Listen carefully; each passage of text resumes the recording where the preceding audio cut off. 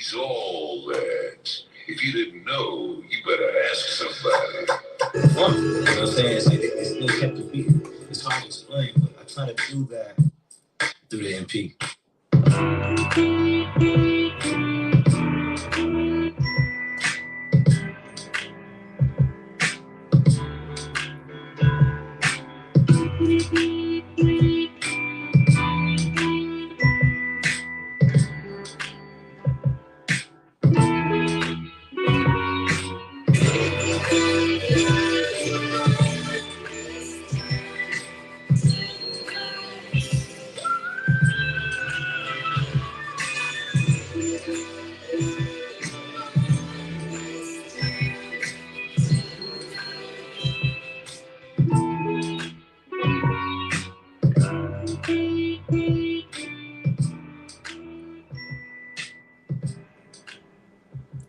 What's going on, y'all? It's your boy, the Jazz Master. Say it with me now. 1, 2, 3. The Jazz Master. What's going on, my peoples? What's going down with you? It's your boy. And today we are on the 7th edition, the 7th episode of the Jazz Chronicles. And today I'm very happy to invite on a very special guest and a dear friend of mine, Kofi Khepera. He is an established author and he is a Black African scholar. And, just with a wealth of knowledge about, just a lot of, different things and topics on, the study of Africa and, African studies.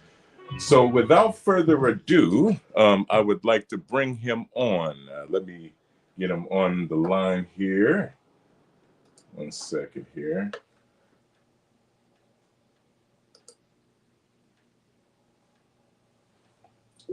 Calling him now.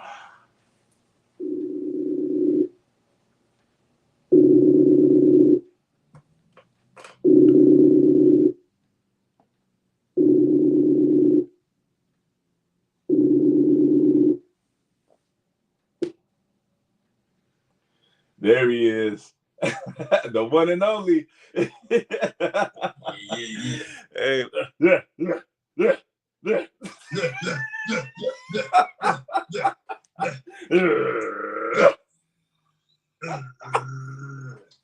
Something Leone. Hey, that's always. Hey, you hear me okay, kid? Yeah, I hear you. Oh yeah, I got you loud and clear. Oh yeah. Okay. Yeah, that's our normal greeting to each other. We don't even say hi. We just be like, bleh, bleh, bleh, bleh.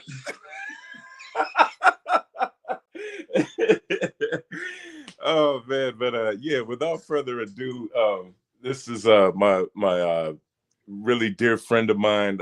We've been friends for years. Dr. Kofi Khepera, and Kofi. I'm just introducing you to the audience. Would you please, tell the audience what it is that you do, and how we met, and where you are now. Tell them about your authorship. And while you're talking, I'm going to go grab your book, to present as well. But yeah, go ahead and tell us what you're about, sir. Yeah. So I've studied psychology for a while now. So I studied it starting in my graduate degree, my master's degree.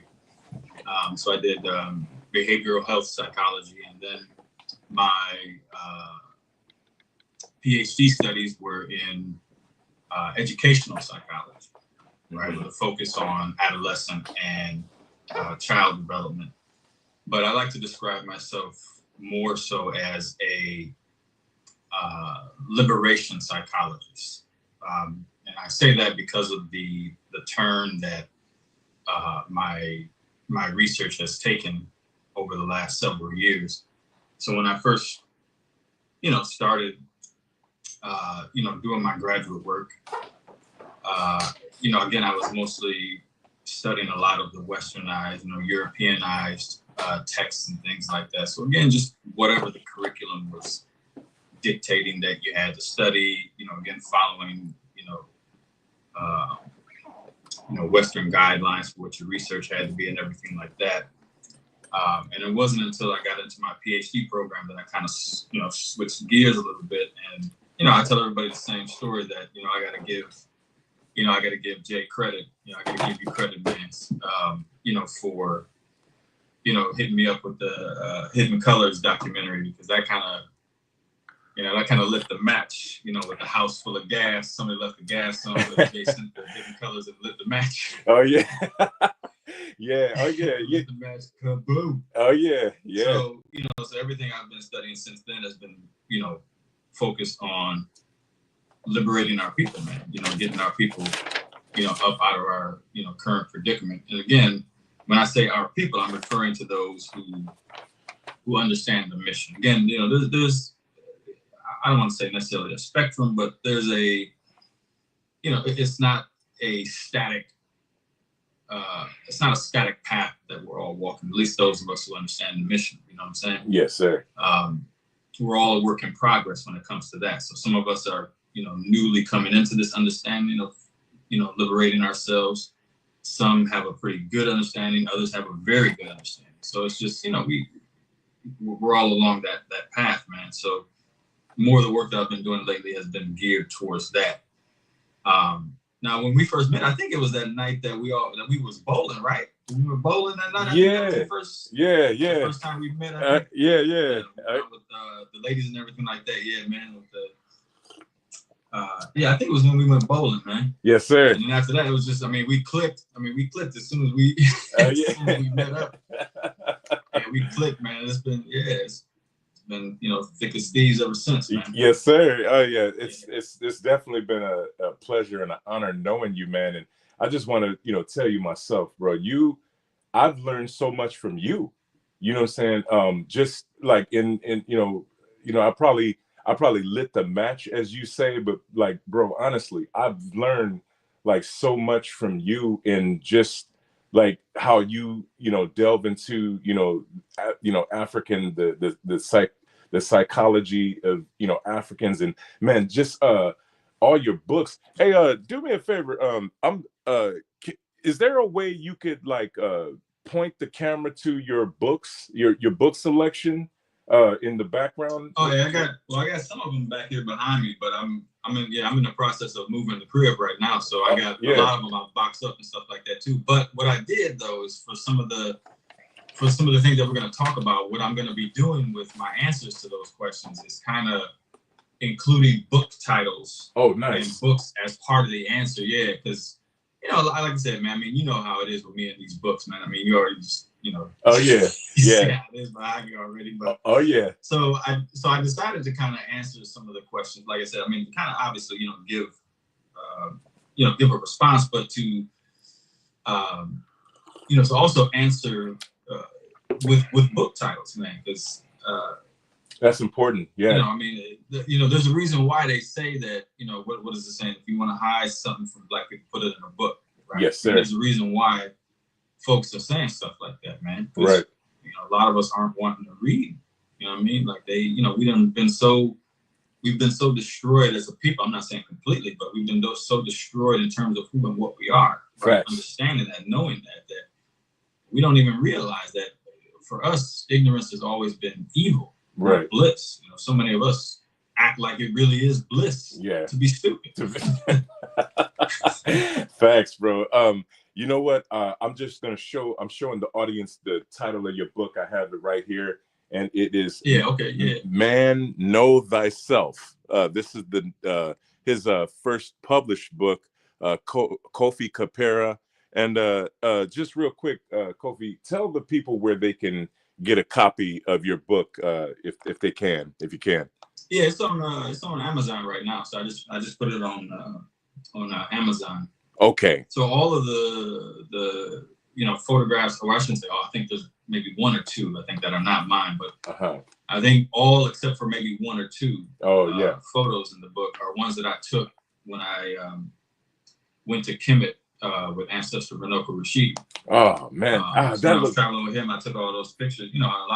All of those pictures that I took, I've included, I think, all but like maybe two in the book are ones that I took while I was out there. Oh man, you know what? I remember when you first went on that trip, and I was so happy for you, broski. Like, yeah, like, you know what? Take us and take us into a little bit about that trip, and tell us. The first question I have for you on going to Egypt. You told me yourself that you discovered a system of the system of Ma'at. Ma'at is the original way for spirituality for African people, and then talk to us about, like, how the Romans and the Greeks actually came to Egypt to study the Ma'at system, and they took it back and tried to make Christianity if their own but they got it from the Ma'at system. Can you talk about that? Yeah. So Ma'at is well, it's a way of life. You know what I mean? Like, it's the way that we live in accordance with the balance of the universe, bro. Like, what we have to understand to begin with is how many thousands of years it would have taken of research, bro. Mm-hmm. You know what I mean? Mm-hmm. How many thousands of years you're talking about of research and study and analyzing the cosmos to bring yourself to that level of understanding that our ancestors had in Kemet. Yeah. To model your culture, to model your existence, to model everything that you do, the ideal of everything you do after the order and the balance of the universe, man. That's my, there's different principles, reciprocity, justice, uprightness, right, balance, all of that. So those are the things that we looked out into the universe, and we saw those things at play, at work, in balancing the universe, man, right? And so with Ma'at obviously comes Isfet, which Isfet is chaos, Ma'at is order and balance and justice. And so you're not gonna have one without the other. When you have balance, you're gonna have justice, right? But you're also gonna have some of that chaos, right? So again, Ma'at is there to keep us on track, right? It's not, it's not this hardcore set of rules that you got somebody, breathing down your neck and barking at you like you need to do this and that. It's nothing like that, man. Like, these are things that we lived. Yeah. You didn't have to have people in Kemet walking up and down the street, with texts of Ma'at in their hands. Like, it was just something that we did. They lived, yeah. And as we got further away from those things, again, we start to forget those things with all of the different invasions of, first it was the Asians. So the Asians were the very first invaders of Africa. It wasn't the Europeans. Yeah. It was the Western Asians. Yeah. That were the first. And of course, with every invasion came destruction of our libraries, our knowledge, and all of that. Right. And it's being carried off. Right. With every invasion. Of course, then when you get to the Greeks, who Alexander wasn't great, so I don't know why people call him great. Whatever. Yeah. He wasn't much of nothing anyway, as ancestor John Henry Clark would say. He wasn't much of nothing anyhow. Yeah. But when him and his boys showed up, same thing. They started, running through Kemet, gathering up all of the knowledge and everything like that. And then, of course, these fools put it into the library at Alexandria, got burnt down. So all that knowledge we had, right, gone. Oh, man. With the destruction of that library. Yeah. And so, of course, the Romans come in after the Greeks, start, sipping on what they were, were drinking from us. Yeah. And then, of course, the Arabs, came in and were drinking from that too. So, I mean, everybody's been sampling from Africa, bro. It ain't like, folks ran around and, just all of a sudden sat out in the desert and some sweat lodge and came up with all these great ideas, man. Like, folks was drinking from that bowl of African knowledge, man. Oh, yeah. Yeah. Oh, no doubt about it, man. Like, there's so many ancient, and, I'm actually, like, getting deeper into, like, astrology and, things like that. And, like, when you understand, like, how us, as the original people, how we were so in tune with, the stars and the cosmos and like all these things that I'm, you know, learning about, man. It's just like, wow, man, like this came from like obviously like a great civilization, you know, in Egypt, like, you know, and they had all these things going, but you know, it's just really a shame that like all that knowledge was like, you know, burned and destroyed, man. And you know, it's a shame because it's like it was like there was like the wealth of knowledge there, and you know, just over the years, like you say, it's been destroyed, and then everybody, you know, sampling it and then taking it back, and then, you know, kind of trying to say that it's their own when they don't give the credit to Africa, you know, and you know, the all the credit needs to go. I look at it like this, bro. Like you know, with the Mona Lisa, like most people ain't gonna, you know, or won't want to buy or have a copy necessarily. They want to have an original. Yeah. You know, like with that kind of painting, for example. Yeah. What has happened to us is, you know, we've had the Mona Lisa, if you will, of knowledge taken out of Africa, and people have sold us back, right? The Lona Misa, which is like this rip-off copy. They done sold it back to us, and we, you know, we just drinking it down, you know, like it's sliced, you know, brand new sliced bread. So, right? Not taking the time to sit there and look at it and think, oh, wait a minute, hold on now. Yeah. We've done this already. Yeah. Right? Yeah.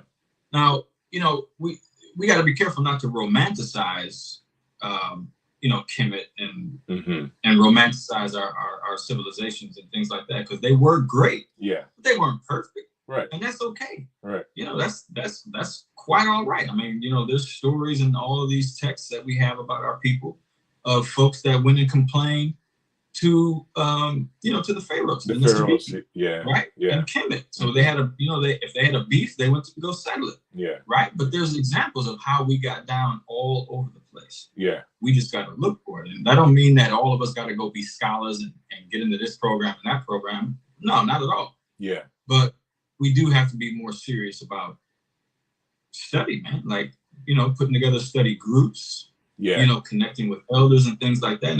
And these things are not by no means easy. So I'm not saying any of this as though it's a piece of cake. Right. You know, because I'm not, you know, Europeans and Asians have done a number on us, man. So it's going to take another number or two to get us straightened back out. Oh, most definitely. Man, what is the original term? Like, I know, like I'm trying to go back as far, and you're a little bit more knowledgeable in this area than I am. But like, you know how they called us Alkebulean people, the land of the blacks. You know, that was the Arab term for it, Alkebulean, right? Am I correct? Was that the Arab term? There's some documentation out there that is Arab derived. Yeah. And then, you know, like I said, there's some, you know, that are saying that, you know, the term Africa is not derived from within, you know, from within Africa. Yeah. Well, and it may be the case, you know, that could be true for both of those. But, you know, I think two things have to happen there. Number one, we have to agree on a term that we can use to move forward with. So, I mean, there's no sense in sitting there fighting and bickering over this, that, or the fifth. I mean, if Africa is the most well-known, let's go with that, or whatever. Or not, you know, whatever it is, until we can decide based on the evidence what it actually should be. Yeah. Right? I mean, we'd have to be able to come to a consensus. That's the thing. Now, before we can even come to a consensus, again, we'd have to know enough about ourselves to understand that we have to put aside those petty differences and actually be able to unite enough to come to a consensus and agree on it. Instead of just sitting there, you know, fighting amongst each other like we were made to do on the plantations, man. Yeah. Like that, I mean, you see so much of that, even amongst a lot of the scholars, man. Like, you know, they're not exempt from that type of stuff, man. Oh yeah. What another question I have for you is what would you say would be the number one issue that haunts us as Africans worldwide? I'm talking about in the African diaspora and on the continent. What would you say it would, in your estimation, what would be the number one issue that you would say? Hands down, it's a lack of knowledge, a lack of self-knowledge, bro. Like you can split this into 2 or more camps. I'm just going to go with 2 for the sake of the conversation. One being ignorance, and like our ancestors always said, ignorance is evil. Yeah. Knowledge is bliss, right? And then, of course, a lot of us are stuck on stupid. You know, we don't want to know. Yeah. Right. And that's, you know, it's like the African proverb says, man, to not know is bad. Yeah. To not want to know is worse. Worse. Yeah. Yeah. Right. Yeah. So, you know, you don't know what you don't know. And again, ignorance of it in and of itself is not evil. It's just, you don't know what you don't know. Right. Right. But that is bad. I mean, especially in terms like this, where we at war, kid. Like, I mean, that's the reality of the situation. We at war. We may not be at war in conventional terms that we've been taught, you know, that white folks have forced down our throats, like, oh, war has to look like this and it's fought like this and it's done like this. Yeah. Nah, man. Yeah. You know, there's wars being fought in them classrooms. Oh, yeah. Oh, right? With all that nonsense being pushed into our heads. I mean, look at what we're doing to each other, man. Look how, you know, disunited, you know, fractured we are. Look. Right. That didn't happen by accident. That was calculated. Oh, yeah. Right. So this lack of knowledge of who we are is the one thing, man. So you got texts like, when it comes to Ma'at, what we were talking about a minute ago, you got Ma'at, the moral ideal in ancient Egypt, which Baba Maulana Karenga, right, wrote that one. You got life-centered life, living Ma'at, right? Mama Raketi Amen in Chicago wrote that one. Then you got the destruction of Black civilization, right? Ancestor Chancellor Williams. You got Stolen Legacy, right? Ancestor George G.M. James. Now, Stolen Legacy is cool, man. You should, you know, pick that one up. Oh, yeah. That one talks a lot about everything that the Greeks plagiarized from us. Oh, yeah. You know, and then all the Greek philosophers that went to school in Kemet. Oh, yeah. Yep. You know, it was so prestigious. It was such a big deal for them white boys to go to school in Africa that even the ones that didn't, bruh, was lying to their friends to say they did. Oh, wow. That's how it was. They was lying to each other to say, I went to school in Kemet. Yeah. When they never set foot there. Wow. You know, that's how prestigious it was. You got Plato hollering to his homie who's having a conversation with, if you read what is it, Plato's book, The Laws, I think it's book 7. Yeah. Where he's having a conversation with his homie. And he was saying, man, look, he's like, Greek education is straight trash, garbage. Oh, right? Garbage. He's like, I wish, he told his homie, I wish free men. Now, you got to remember, 90% of the people in Greece at that time were enslaved. Yeah. So they had a slave economy in Greece. Yeah. So he was saying that he wished free men knew as much as an African child in Kemet. Wow. Okay, you did? Let that marinate. Okay? Wow. Yeah. African children knowing more than the Greek adults. Yeah. Okay? Yeah. So, and Stolen Legacy is man, that's where it's at. Wow. And then, of course, you got Urugu. Mama Marimba Ani. Urugu is the one you got. Yeah. That one. Menticide, you know, Baba Baruti. Yeah. Identity, Baba Baruti. And then Ancestor Cambone's book, African Black Psychology in the American Context. All of those books describe what the problem is in the macro and then in the micro, too. And they're not the only ones. Yeah. But they're good places to start. Nice. Yeah. You know, for my listeners, a lot of you may or may not know, but Kemet was the original name of what's now called Egypt. So, you know, a lot of you know it as Egypt now, but it was a very ancient civilization called Kemet. And, you know, that's what we're discussing, was like the origins of Kemet, if you didn't know. But if you don't know, now you know. Yeah, man. Yeah, bro.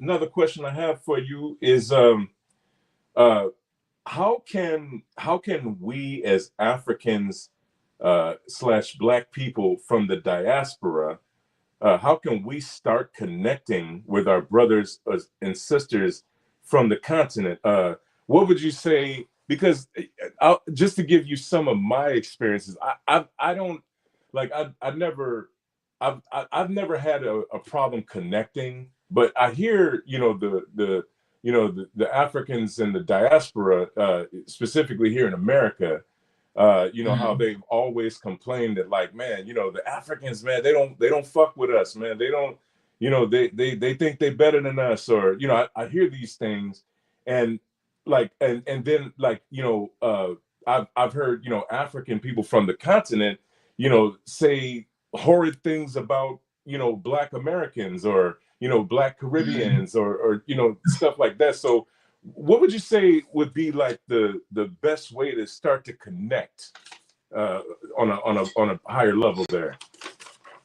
Well, I mean, there's gonna be a lot of ways to go about it, man. You know, but I mean, this question here goes back to you know, the one we just talked about, which is that number one issue, right? The lack of knowledge of who we are, man. So I mean, it's just as bad on the continent in terms of the lack of self-knowledge as it is on the plantation 2.0 in the US and anywhere else, any of the other plantation 2.0s in the diaspora. Right? That lack of self-knowledge is killing us, man. So, I mean, you know, if you had more of us that were aware of who and what we are and where we come from, we wouldn't be so quick to disrespect one another, right? We would be very much willing to embrace it, and we are to a degree. You know, we haven't completely lost that. Right. But you would be seeing a lot more of it. You know, in my experience, what I've seen is I've seen a lot of brothers and sisters that come from the plantation bring that plantation behavior to the continent. Right. Yeah. And so, you know, what we're doing, even if we don't know, and even if we're not trying to, we're making a bad situation worse. Right. Because the disunity is already there. And of course, when we bring, you know, that American behavior with us to the continent, it exacerbates, just makes the situation even worse. And then because of the inferiority complex that a lot of us have, you know, we start thinking, those of us on the continent start thinking, oh, well, look, they think they know everything coming here from the US and blah, right? So because of that inferiority complex, we start thinking that way, right? And either way you look at it, the divide just continues to increase the more we do that kind of thing, right? So what I've started doing, what I've found is, as I've studied more, I've started looking for like minds. I ain't looking for minds that think exactly the same way I do. I'm not interested in an echo chamber. Not interested in. But what I'm looking for are like-minded brothers and sisters, those who either are familiar with and, you know, read a lot of the things that I do, or they're willing to do so. Again, I'm not interested in them thinking the exact same as me, because you don't get innovation from everybody thinking the same exact thing and having a bunch of yes men and yes sisters around you and all that. You just, you know, that ain't gonna happen. It's an echo chamber, like you said. The willingness to know, that's what I look for. And that's how I decide, you know, me personally, that's how I decide who I'm gonna spend my time and energy on, is how willing is this brother or sister to, you know, to receive, you know, suggestions or whatever. And then also too, it's the same thing with me. You know, how willing am I to receive from them, right? It goes both ways. You know, just because I've studied in graduate school, don't, you know, I mean, what that mean? You know what I mean? Like, I got the training, yes, to do the research, that's fine. But if I'm not using it, you know, for the benefit of our people, you know, for the benefit of Africa, then what's the point? What's the point? You know? Definitely, bro. No doubt about it. But then, you know, like I've been to Africa 3 times now. I've been to, you know, Ghana, I've been to Ethiopia and Kenya. And, you know, every time I go, like, I love God. I would say for me, probably the most warm place that I've been in Africa is Ghana. Like the most receptive. And the reason why I say that, I have my reasons why I say that, is because, like, they obviously they know, you know, I'm American because, like, the way I dress, you know, and stuff like that. So, like, when I came, I felt like when I was in Ethiopia and Kenya, like, people saw me as like a dollar sign, you know, like a outright dollar sign, like, oh, you know, I'm, you know, here, I got all this money and stuff like that. Not saying that they didn't see me as a brother, because, you know, there were people that, you know, in the village, like when I went to the villages of like Ethiopia and Kenya, where, you know, they saw me, hey, brother, you know, like, you know, and stuff like that. And I'm always like, you know, you know, warm to the reception and everything. But like Ghana, I would say that it was, I felt like so far, and I haven't been everywhere in Africa, but so far, Ghana is the one where I was like, okay, I feel it felt like home. Like it felt like, okay, like they accept me as a brother. You know what I'm saying? Like I truly felt that in Ghana, you know. So yeah, I'm forever grateful. And it's yeah, go ahead. Yeah. No, I'm just forever grateful to have, like, you know, been on the soil. And man, look, it ain't over. Look, when I get back rolling again, hey, I'm man, I'm gonna be globetrotting again at some point. So, you know, I'm gonna be, visiting many more African countries, bro. Oh yeah. You got to. And look, I would say, look, with all of this, you know, European inspired technology that we're using, there's no reason why we can't utilize some of it to connect. Even if we're not traveling physically, we can travel digitally. Facts. Yeah. With Facebook Messenger. I mean, we spend enough time, you know, on Facebook and TikTok and everything else. We can't spend time getting to know each other. Right. FaceTime or, you know, video calling each other. Right. Using that technology, man. Like this is part of the work. Facts. You know, that needs to be put in, man. Like utilizing these tools that we have. Right. Facts. Understanding that they're tools. Yes. Not vital parts of our existence, but just tools to do what we got to do to be on mission, man. Facts. And I mean, like you just, like what you described, like them seeing you as dollar signs. And again, it's all part of the inferiority complex. It's all part of, it's all part of the AIDS symptoms, bro. Like cultural AIDS, man. Yeah, like we, you know, it's just manifesting itself in different ways. That virus has got us. It's a virus, man. That's why I say that Europeans and Asians in that way are viruses, bro. Like we have infected to such a degree that we don't even know how to utilize our culture to defend ourselves the same way Europeans and Asians do with their culture. Right. Use it as a defense mechanism when necessary. Right.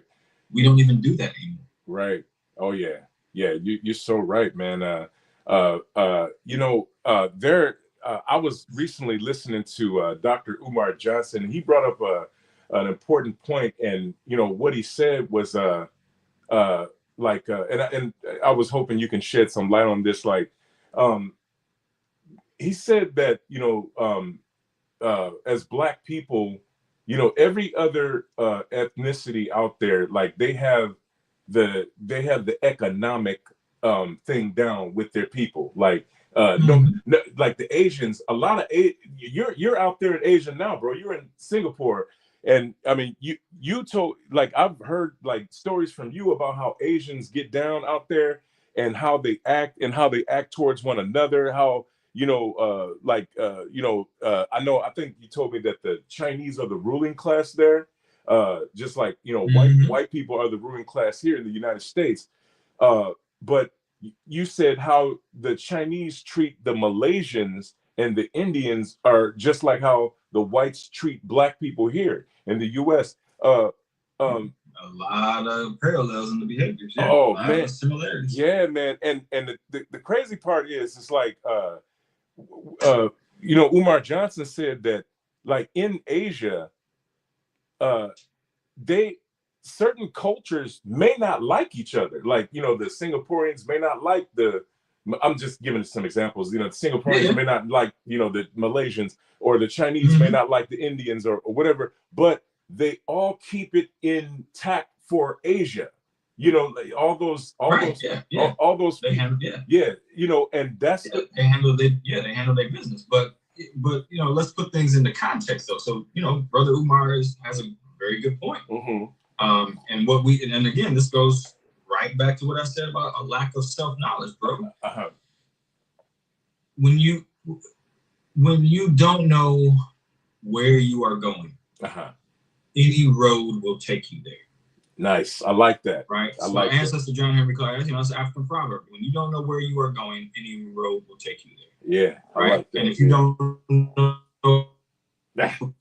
who and what you are, then you're whatever they say you are. Right. I mean, that's that's just the way it is for us. Yeah. So again, the lack of self-knowledge is killing us.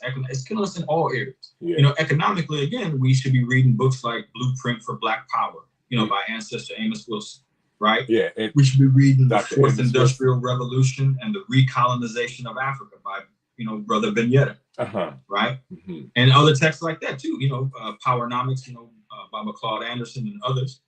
There's all these texts we could be reading, man. Yeah, you know, again, we're not putting in the work that we put in to be stupid and be acting a damn fool on TikTok and everything else. Yeah, all that bullshit. We spend so much time on all of that, man, and we don't spend no time on the study. Facts, bro. Again, I repeat, nobody's saying we all got to be scholars, man, but we all need to be doing something. Right. Oh, most definitely, man. Yeah, And like I've told you, see, man, I got talent, bro.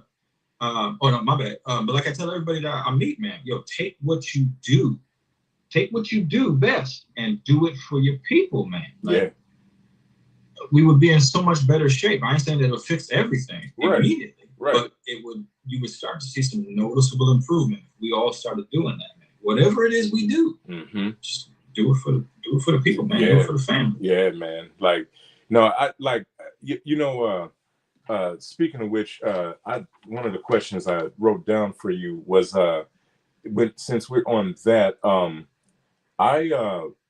talking about, I want to talk, you know, I want to, you know, step to the topic of Gaddafi, you know, who was the ruler in Libya. I want to can you like shed light on what Gaddafi tried to do to make Africa like one, as far as like the economics and the currency, and what he was trying to do? And even though he was an Arab man, what he was trying to do and what he was initially killed for. And like, what do you think that, what would you say that, what would you say that's needed to get Africa on the same page as far as like currency and infrastructure and things like that, to, you know, to be more whole with each other, not all these like different countries and, you know, different types of currency and stuff, you know? Yeah. So aside from the ancestral knowledge and wisdom that we got, the elders that have, again, already outlined how we can go about doing this, you have three very good examples we could use right now: Niger, Mali, Burkina Faso. Yep. Right. Facts. Yeah. You got three very good examples. Mm-hmm. Again, not perfect, but you gotta start somewhere. Facts. And if Brother Traore was able to do what he has done in short order, 2 years he's been in charge, 2-3 years now? Yeah. All of what he's done that couldn't have been accomplished in the several decades that many of these leaders of ours have been in charge. Come on, man. Right. It can be done. Yeah. It can be done. Oh, yeah. Now, again, let's not forget, Gaddafi was Arab. And of course, he was going to serve Arab interests. Right. But it doesn't mean that we couldn't have worked with the brother. Right. So long as our interests were aligned. We had a common enemy. Yep. White folks. Mm-hmm. Right? Mm-hmm. So whatever he was working on in terms of the currency, the currency for all of Africa, we should have been on board with that. And some African nations were, but those scars of assassination by white folks, they run deep. Yeah. And so a lot of those leaders that could have been encouraged or could have been convinced in some way to join in, they don't forget those things. Man. Right. And again, there's a lot of reasons why, a lot of things reported on why he was killed and all that, but I do know that currency had a lot to do with it. Oh yeah, no doubt. To do with it. No. Without a doubt. But you look at every leader we've had, and you look at what Brother Traore has recently said, that everybody keeps telling him he's going to end up like Gaddafi and end up like Lumumba and everything, and I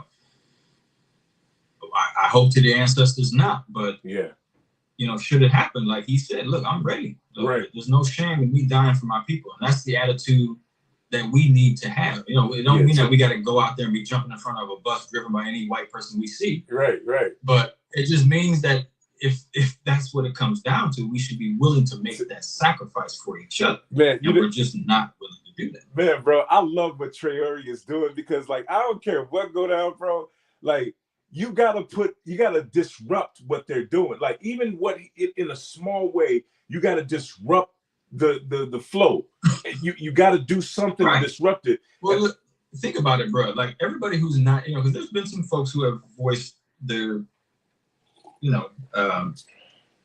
displeasure with what he's doing. I'll put it that way. Yeah. Not happy with what he's doing. But I mean, you think of any crackhead you've tried to get off the dope. Yeah. You know what I'm saying? Facts. How do they feel when you get them off that dope? Oh yeah. Right.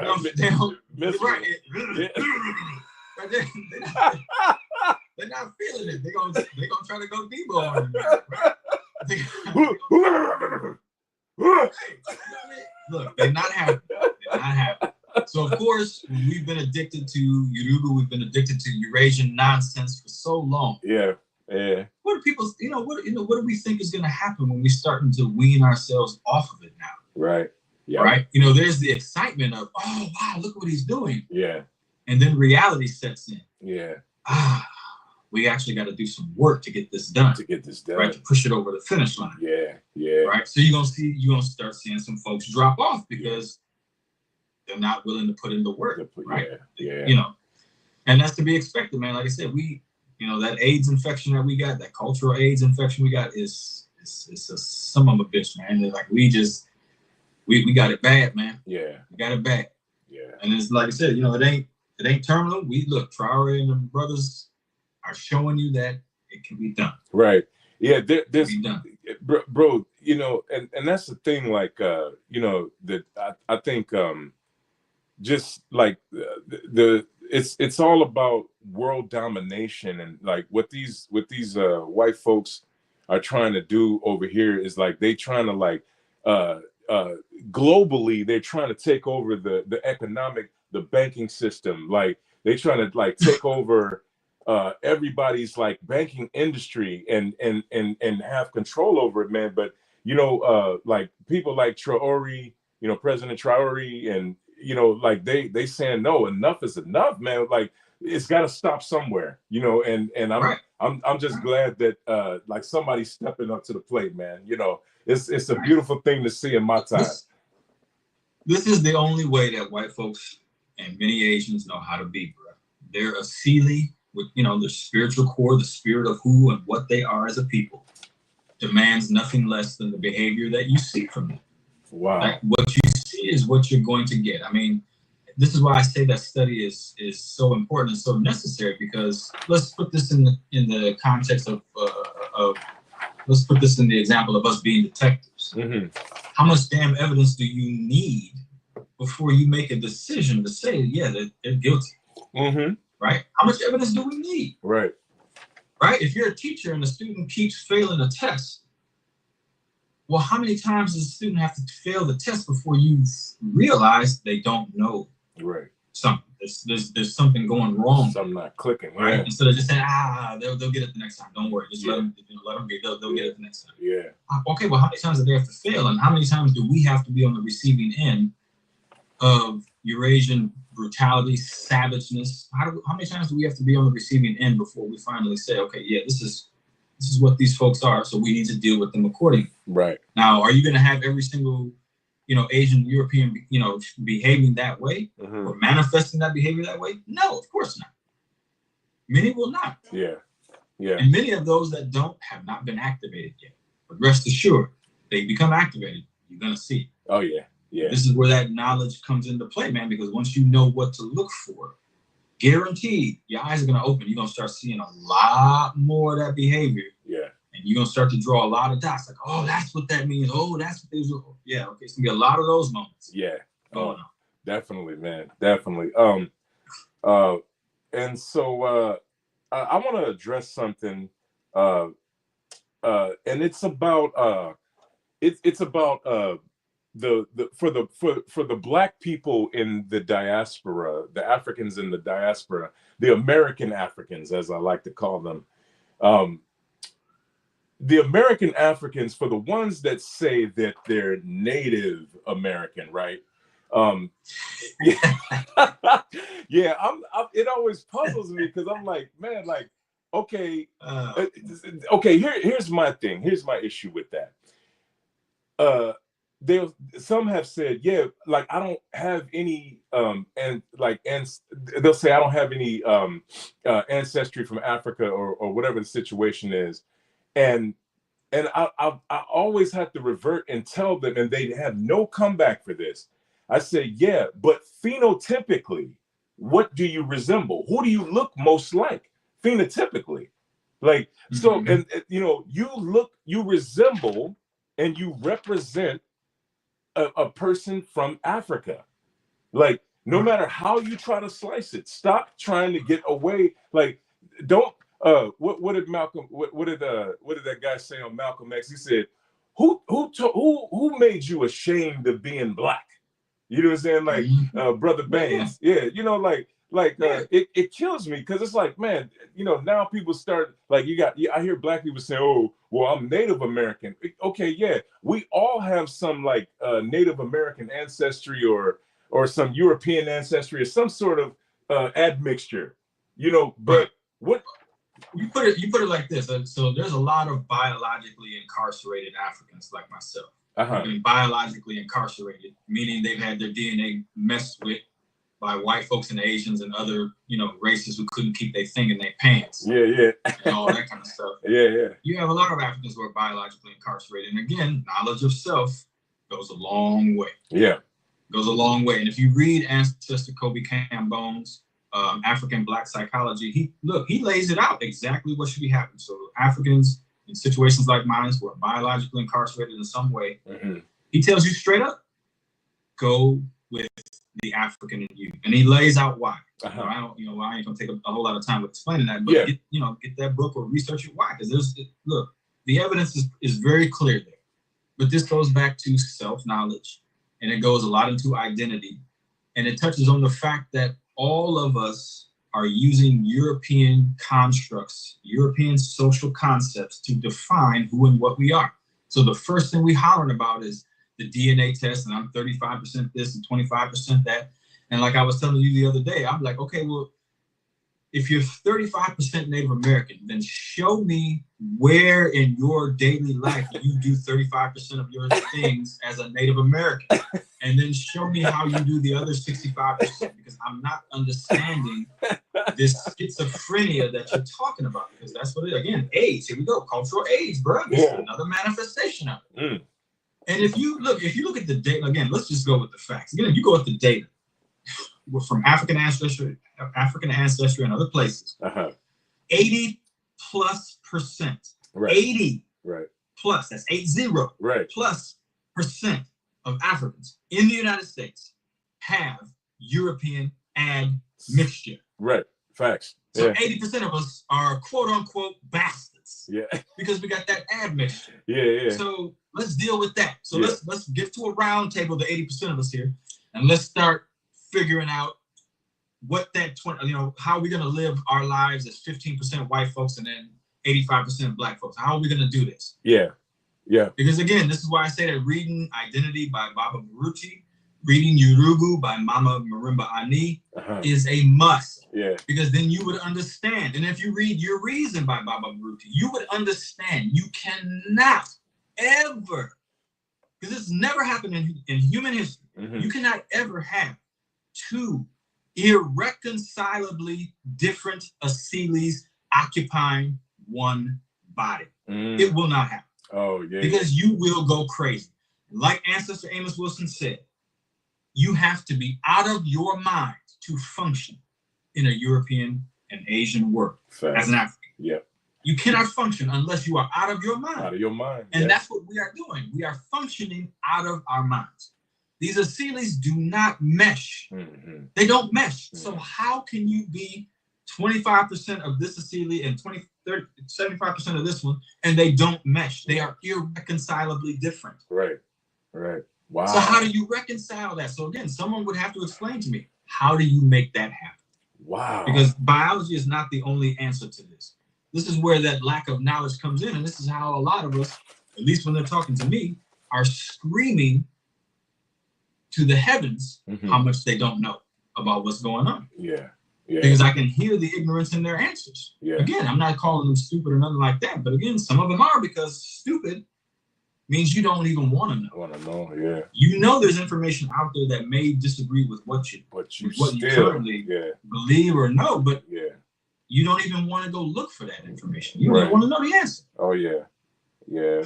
Let me see. Let me see. Yeah, that's pretty much how we looking on time. Yeah, I'm gonna have to wrap this up, man. That's good, man. All good. Man, well, it was. You know what, bro? It was man. Thank you so much for coming on, man. It was an honor having you, bro. Like, yeah, we got to do more of these, bro. Definitely, I got to have you back on at some point, and yeah, man, have some more discussions about this. But yeah, this was just just the beginning of the whole introduction to my friend Kofi Khepera. And go, man, y'all cop this book, Man, Know Thyself.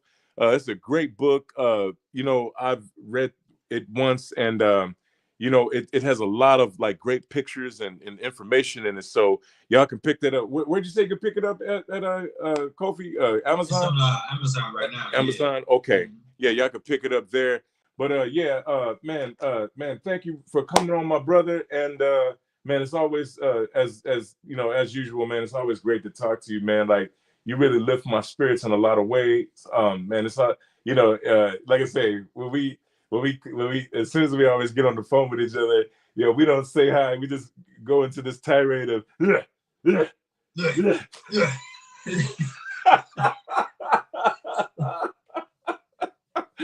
oh man, yes sir, kid. But you do the same for me, family. You do the same for me, man. It's all love. It's all love, man. Yes sir. All right, broski, man. Hey, man, have a great evening. I'm gonna go ahead and post this on Facebook, man, and man, just have a great evening. And man, we'll be wrapping soon, broski. All right, man. All right, man. I love you, bro. Be cool. All right, love you too, brother. I read that. Yeah. I read that. What?